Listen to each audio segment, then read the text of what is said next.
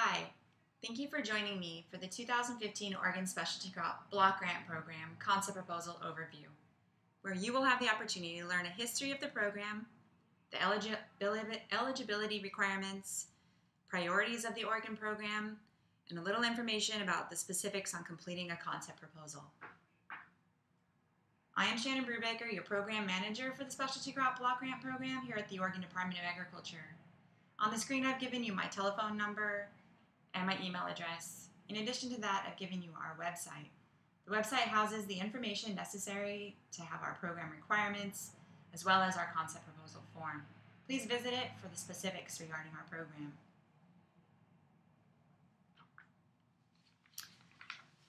For this grant program, specialty crops are defined as fruits, vegetables, tree nuts, dried fruits, horticulture, nursery crops, including floriculture, Christmas trees, and turf-type grasses. To be considered for the program, plants have to be intensively cultivated. They can't be foraged like truffles for truffle oil, juniper berries for gin, and the plants must be used by people for food, for medicinal purposes, and or aesthetic gratification. This is where our turf-type grass seed comes in, our nursery crops, our Christmas trees, and our floriculture crops come in. And in addition, for processed products, they have to be greater than 50% of the specialty crop by weight, excluding water, which means that while wine is considered, also the cider industry is considered, our specialty crop beer is not. We can, however, use our funds for hops for the beer, but not the beer itself. 2004 Specialty Crop Competitiveness Act authorized USDA to provide grants to state departments of agriculture. In 2014, the reauthorization of the Farm Bill occurred, which increased funding per year to the entire grant program nationwide. This increased to $72.5 million first 4 years of the grant program, and in the final fifth year of the Farm Bill, $85 million nationwide. The allocation to the state level grant programs is now done by farm receipts and acres of specialty crops into the states. This allowed for 2014 for specialty crop block grant program here in Oregon to be at about $1.9 million. In addition to that, the Farm Bill authorized a new grant program called the Multi-State Grant Program. We are still waiting word on when this will initialize. It should be early this year. Stay tuned and I'll inform you of that when it occurs. State Departments of Agriculture submitted annual application to the USDA, which is known as state plans. And the state plans house all the projects that are submitted to each State Department of Agriculture from all our constituents around the state. For more information regarding the program, you can go to the AMS, U.S. Department of Agriculture Ag Marketing Service, to find out more specific information and also to talk about what are specific specialty crops and also what kind of past awards have been given by other states. You can go visit ams.usda. For specific eligibility, again, specialty crops are defined as fruits, vegetables, tree nuts, dried fruits, horticulture, nursery crops, including floriculture. We include things like Christmas trees, turf-type grasses into that as well. Funding must solely enhance the competitiveness of Oregon's specialty crops. Grant funds will not be awarded for projects that solely provide a profit to a single organization, institution, or individual. Now, individuals and organizations are eligible to apply for this funding.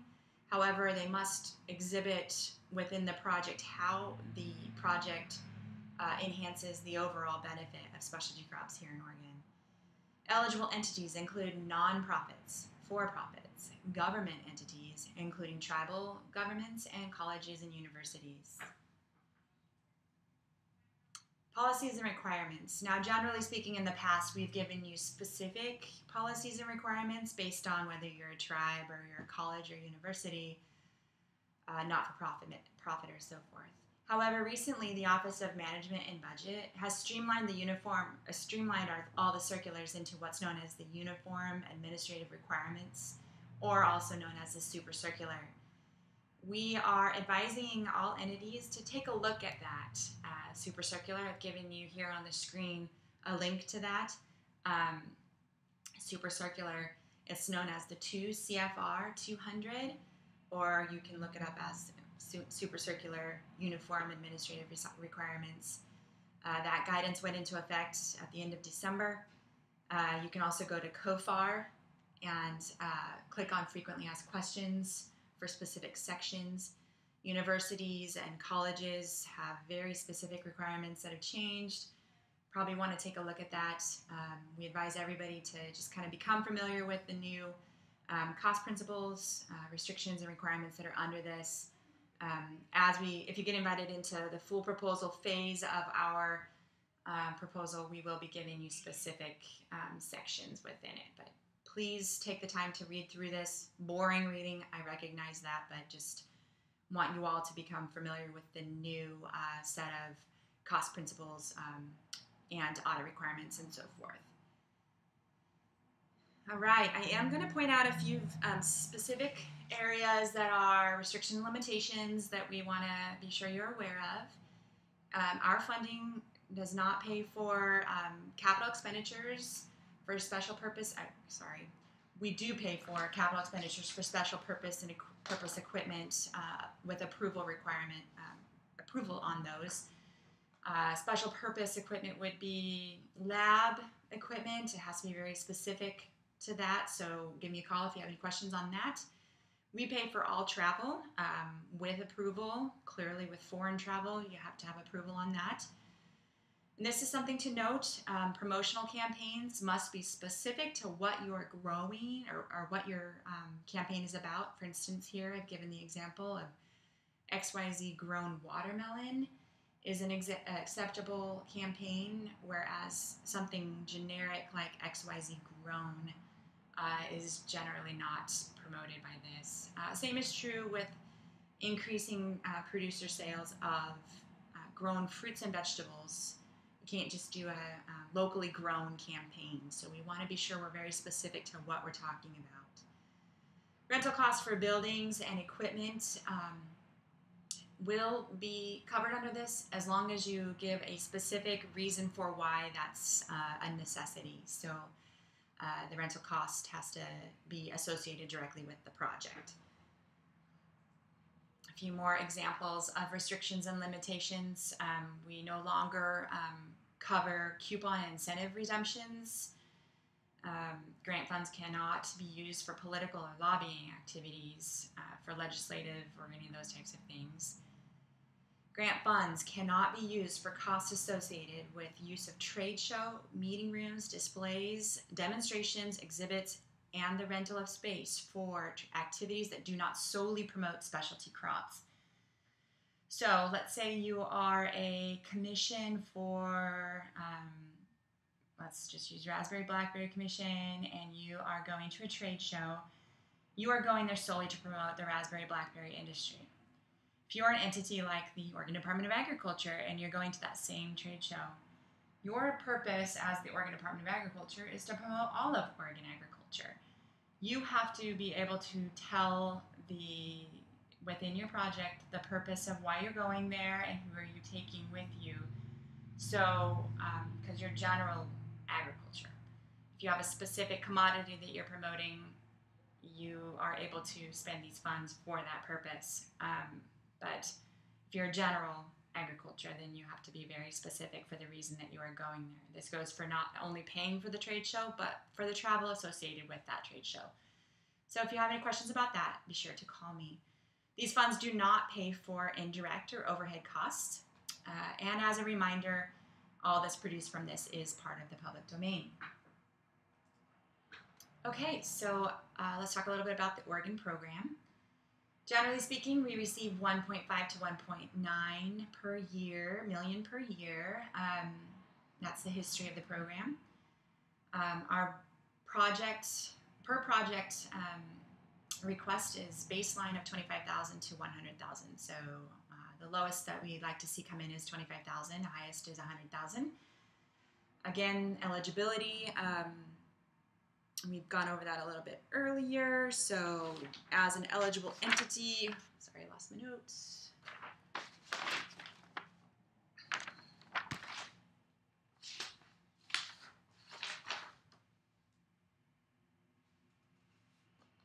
Nonprofit organization, local government entities, for-profit organization, industry trade associations, producer groups, and commodity commissions can submit projects. Matching, though not required, is heavily encouraged, and we encourage a dollar-for-dollar match if possible. We do fund 2-year projects, so you have 2 years to complete your projects, 2 calendar years. 2-year projects, so 2 years from the time your project is awarded. This is a 2-phase process, so you submit your concept proposal, and if you're invited, you submit a full grant proposal. We do require a biannual and a final report, so they're biannual and also an annual reporting. Your projects are submitted through advisory board process, so we have 12 panel members that are representative of the industry throughout, industry experts and technical experts. And then we have funding priorities, which I will go over. They were established in 2012 and were recently updated in fall of 2014 so that they are current with the most recent requirements of the Farm Bill. Oregon priorities in no specific order. Marketing, and these all are not only available in our guidance, but are also available on our website. Market development and access, international, local, farm direct, regional, and domestic. Certification programs, so creation of certification programs. Food safety, compliance, and traceability. Improving efficiency of distribution systems. Addressing pest and disease management issues. Training and equipping the next generation, like a farming career. On-farm labor needs, workforce programs or tools. Productivity enhancements, innovation, and value-added products. And agriculture and food-related priorities as identified by Oregon Solutions Network Regional Solutions Centers. And those are rural economic development efforts going on throughout the state. And again, all this priorities, very specific details as to what qualifies under these priorities are available on our website. Okay, so talking about timing for 2015, your concept proposals are due by noon on February 24th. And if you are invited to, if those go through the advisory team, then you will be invited and you should see the invitations by April 6th. And then those full grant proposals will be due on May 12th. And then the full sub-grantee partners are selected by June 10th. So the final decision is made June 10th. And then we submit our application to the USDA by July 1st, and we should hear from the USDA on full selection of our application by September, October, and then we should have funds available October to November for our projects to begin.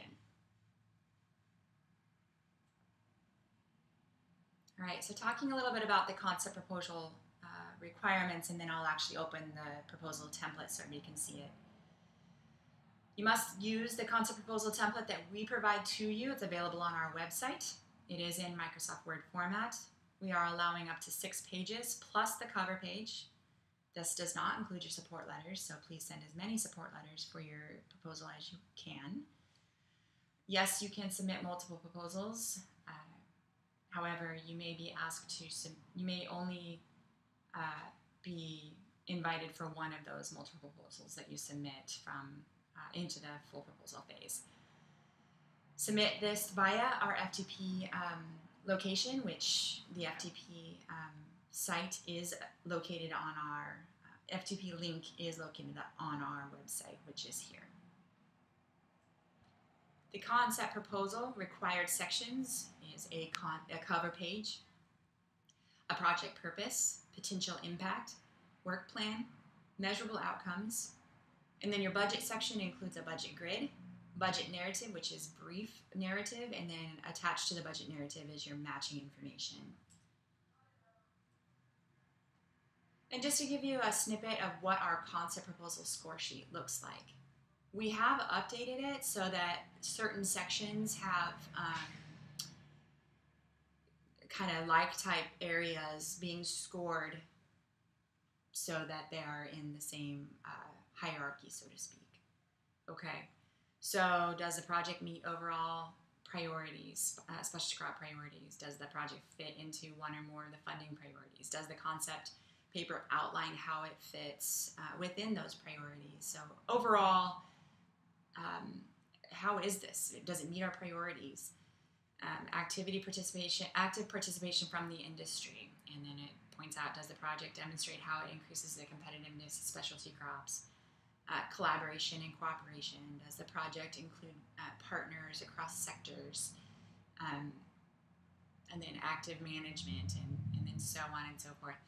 If you have any questions about this in particular and how you can meet these criterias and specific, what does this actually mean, please let me know. This is also within our guidelines. I'm glad to answer questions regarding this, so just let me know. Give me a call. All right, so just so that you know, I am recording this training. I will be out of the office from January 8th through the 23rd. We have scheduled a question and answer session for February 6th. Please check our website. We will put the registration information up upon my return. Please register for that February 6th training.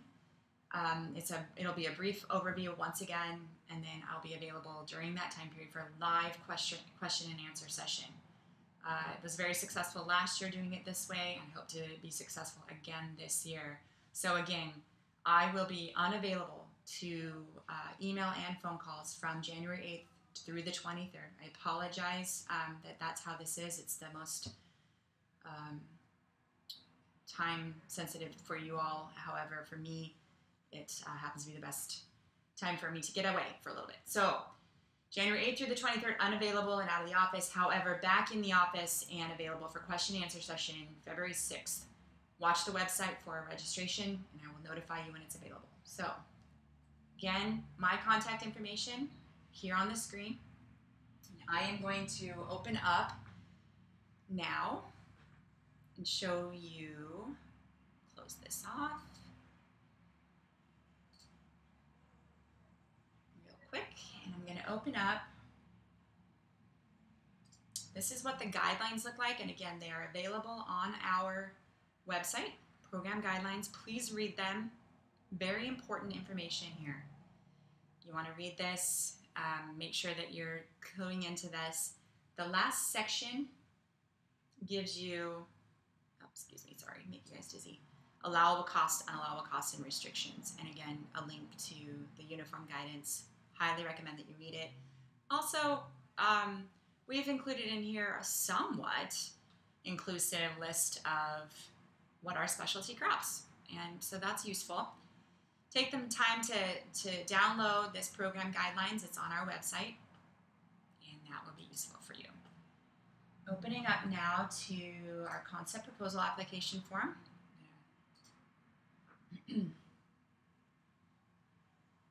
Blow this up just a little bit for you all.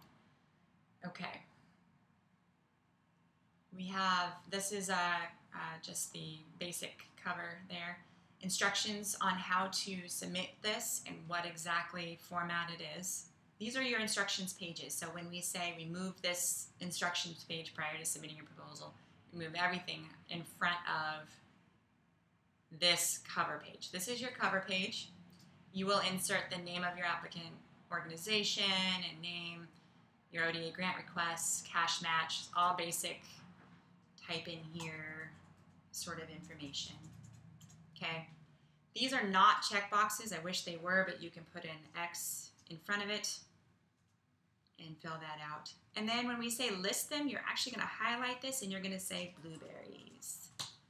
And you're going to say apples. So list as many as you want here. Same is true if you can. I know that nursery crops is challenging. You know, list as many as you want there just to give us an idea of what it is. We do ask for funding priorities. After reviewing priorities within guidelines document, check all that apply. That's important when it comes to actually knowing what this one means. So try and remember to read this and then take the time to figure out, because we've actually changed these and changed some wording. So ensure that you know what they mean, and then go ahead and check how many that apply. You should have one main priority that your project focuses on. And then this one, if you're checking this agriculture and food related priorities as identified, if you check this, you have to have another priority also as well. And then, so 10 words for the name of your project title. And then, even though this is optional, we highly recommend that you list as many project partners that you have involved in your project here.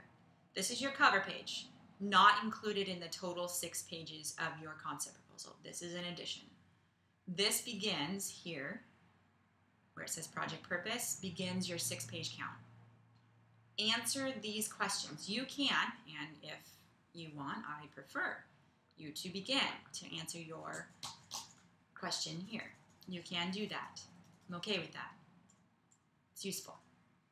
What is the specific issue, problem, need to be addressed? So in project purpose, tell us why it's timely, why it's important, or what's the specific issue. These do not have to be super long. What's the purpose for this project? Tell us why it's timely. Is this what's the specific purpose? Is it a pest and disease related issue? If it doesn't get resolved now, did we just get entrance into a new market in a foreign country or something like that? So that's what you're doing here. Potential impact. What do you hope to accomplish with the project? Who are the beneficiaries? So beneficiaries are those that actually have a economic impact from it. And that's not specifically company, but it could be how many farmers there are, how many jobs will we create, how much money will this actually bring into our state? What's the actual benefit to our state or our growers or our agricultural industry? So what's that overall impact? Are we creating jobs or having a benefit to our state here? Is it going to create the next generation of farmers or something like that? So that's what we're looking for here. Your work plan. So this is where you need to answer that question of what is the activity? Who is going to perform that? It could be a person, it could be a company, it could be a contractor, and then what time of year is it? Some people like to put an actual table in here. Matter of fact, in the full template, you are going to be asked to put a table in here. And then in the measurable outcomes, what's the goal? And then your benchmark is what's the baseline that you're at, and what are you targeting? And then how do you plan to measure that? Where's the data coming from to measure that from? This is probably the most challenging part to answer. So you have a goal that you're trying to reach, and then if your goal is to increase sales into South America of pears or something, your benchmark is 0 because we don't currently have any going into that area, and then your target is to increase it by 2%. How do you intend on measuring that? Where are you going to get the data from to measure that? So I can help you with this measurable outcomes. Please call me. I'm glad to help you to do that. So, the activities that you have within the process to do this is not necessarily how many people you have attending the workshop, but it's going to be, what's the actual change in their attitude when they left. If they went to the workshop and then they left, did they go and buy something based on what you actually accomplished there? So this can be the most challenging part of the actual process here. So why don't you give me a call if you have any questions about this section here. Glad to help you. And then the budget. These are all assigned federal cost categories, and we've given you on the last page here some specific, what are these and how does it work? Glad to walk you through this. This first section here is what we call our budget grid. So you fill this out once you actually know what your budget is. So this top part is the actual grant request. And then personnel, how much are you asking for in personnel, total. And then enter a brief description. So tell us who are you asking for, and then fringe benefits are here, travel, equipment, supplies, and so forth. And your description is literally brief at this point, where you just want to kind of know what are we spending the money on. But give us enough description to know what are we actually doing and is it feasible. And then same with the matching funds. You're going to tell us how much match do you have here, and then what are we actually spending the money on. Okay. And then this gives you the budget narrative. So it kind of helps you through a little bit of this basic information here. I want to take a second and show you real quick what the full proposal will look like, so that those of you who get invited have an idea what we're going to be looking for. This is what the full proposal actually looks like. This is the instruction section. But I want you to be aware what we'll actually be looking for. So this area is the instruction area. What we actually request in the budget area is tables and very detailed specific information here. This is just to give you an idea. Supplies, you know, we're asking for very justification, per unit cost, number of units, funds requested. You need to have this in mind. Contracts, very specific information about it. This is an example for you to know. This is not to confuse you, but just to give you an idea of what you need to have in mind as you move forward in here. There's the instruction break, and this is what your template looks like. Template very similar to the other. And then abstract, project purpose, project impact. Measurable outcomes, a little bit different, same information, but you want to have a monitoring plan, work plan. And then the budget narrative. And then look, we have personnel broke out by these specific areas. We don't ask for this yet because we don't want you to have to put so much effort into it yet, but your trip plan for travel and so forth. We just want you to be aware of what Oregon's template is for your full proposal. So just want you to be aware of that. Same is true for your tracking for your matching funds.